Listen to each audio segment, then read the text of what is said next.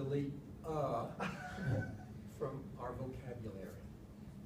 It's incredible. I listen to the radio or the television now, and even trained speakers that are invited to talk who should know how to speak can't.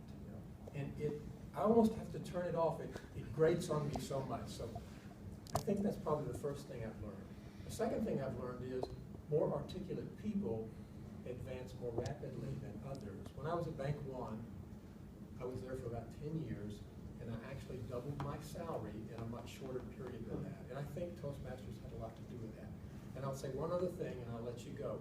I think Toastmasters is a way to make you smarter, because I think the interaction keeps my brain a little younger, and when I don't come as often,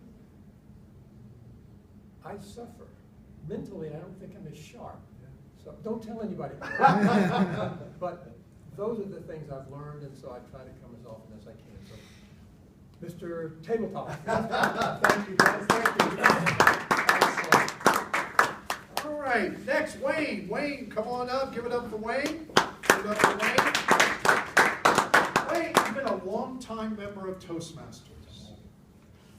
What would you recommend to new Toastmasters members to get the most out of their Toastmasters experience? What would you recommend to new Toastmasters members to get the most out of their Toastmasters experience?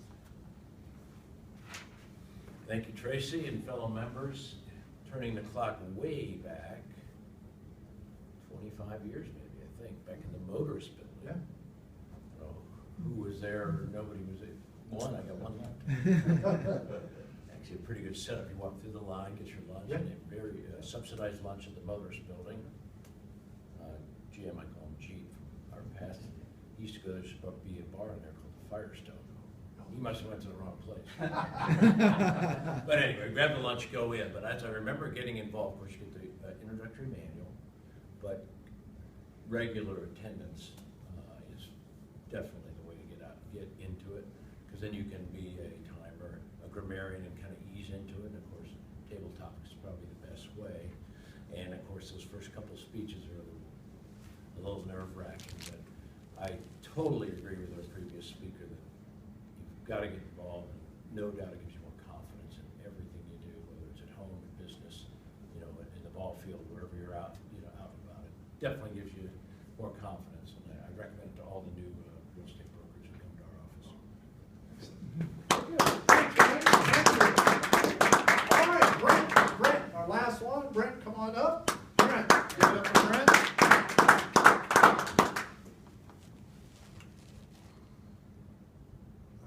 Just lost my question for a second. So, Brent, for you, what was it that made you decide to join Toastmasters? What was it that made you decide to join Toastmasters? Brent, stand. Thank you. So, I think what made me join was coming to see the meeting a few times, right? And really then, why did I come to the first few meetings? And I think I recognized that so much of life is communication. No matter where you are, work for sure, at home, with my kids, my wife, everything we're doing is communicating, articulating our thoughts. And I feel like I can be better at that. I think I can be better at that. And even if you're really good, like a lot of you guys, a lot of the folks I look up to in this club, I see you guys even progressing. So I just see that there's this opportunity, this spectrum, this continuum of sophisticated communication that we can all get better at. So I think that's why I wanted to get better, or I think that's why I joined. And I think also, as Wayne touched on, it provides a forum for challenging ourselves and as Dennis suggested, keeping sharp, putting ourselves in positions that are not always comfortable. And we find ourselves in those types of situations at work a lot, in different scenarios where you have to think on your feet and work through different challenging scenarios. And this is just a forum to practice that skill and get better at that. So for me, those are the primary reasons I've joined Toastmasters. Excellent, excellent. Thank you so much. Now we will have the first evaluation. First evaluation is by Ray Tan. Ray Tan. Thank you, Tracy. Give it up for Ray. Good evening, ladies and gentlemen, and welcome to Masterpiece Theater. Charles, I've never seen Downton Abbey, and I can't say I know much about the history there. But I do have to say that your even keel and steady tone, that was so very British of you. What? And it's clear to me that you've really taken time to flesh out your character. You can see the story unfold in your mind's eye, but I did find it was a little difficult for the audience to follow that in our mind's eye. So while you made very good use of the prop, the shoes, and the brush, and the cloth, I figured perhaps another prop you could consider is a family chart. I myself got lost trying to keep up with each family member, how they related, who inherited what, and again, I feel that perhaps a prop that allowed the audience to really see what you saw in your mind's eye, besides just the stories that came with each character, that would really hit home as to how Downton Abbey came to pass.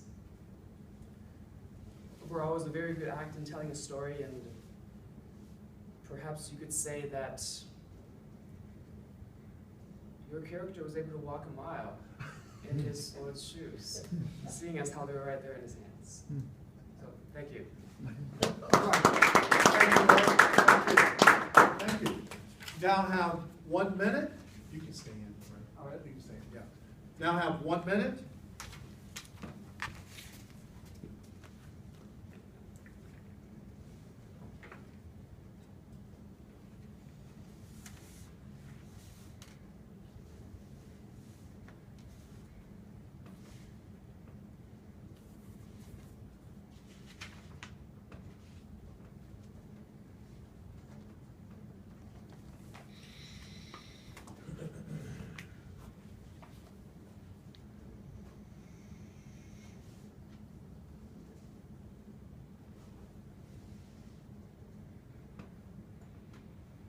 $30 seconds.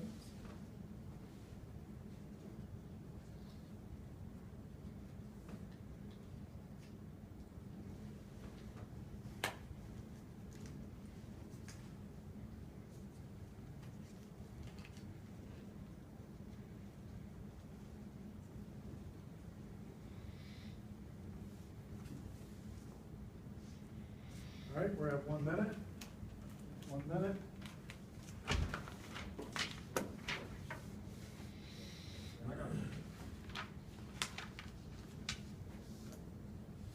The next evaluation contestant is John Dale. John Dale. Give it up for John Dale.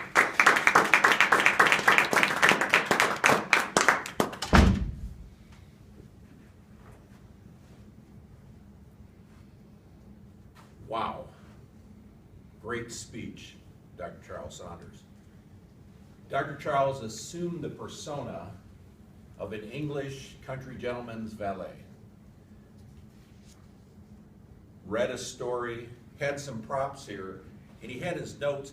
And some of the time he had a very good technique because he would do like this while he was reading his notes. Other times he neglected to do the shining of the shoes while he looked at his notes, and I found that a little distracting. He also called the valet a valet several times. Now, I don't know if that's an English pronunciation thing versus an American pronunciation thing, but that would have helped me if he had pronounced valet, valet each time, because I kept going, valet, valet, it's not valet, Dr. Charles. But how entertaining the pace that he used. I imagined myself in the boot room of an English castle or landowner's property as he slowly went about his thing. His pace was methodical. His story was good. He took us through things, and then he told us a little bit about his own life and how he came to be in this particular situation. Kept the persona all the way through. Perhaps an English country gentleman's valet would have been even slower and would have had more pauses, but your pauses were good, because every time you did the boot thing, you paused, allowed your words to sink in, allowed them to hit home so we would get them, and then you carried on with your next point. Great stuff, very entertaining. Your pace was great. You had decent eye contact for all these people on this side of the room. When you got done with your brush, you tended to look over at them. I don't know if the brush weighed you down that direction. You probably want to extend your visual contact to more of the people. Maybe when you pause, it could be a thing that you do after you've made your point. You could sort of look for effect and then go back to your brush. Good technique, good way to slow the pace down, good way to engage the audience. Use the brush every time. Refer to your notes only as you need to. Don't over-refer to them, because I saw sometimes where you looked and you didn't seem like you really needed it. You already knew what you were going to say next. Your voice was clear.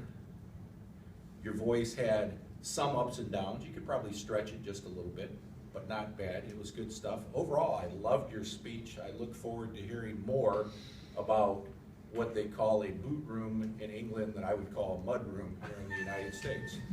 Thank you, Dr. Charles. Y'all have 2 minutes to fill out your ballots.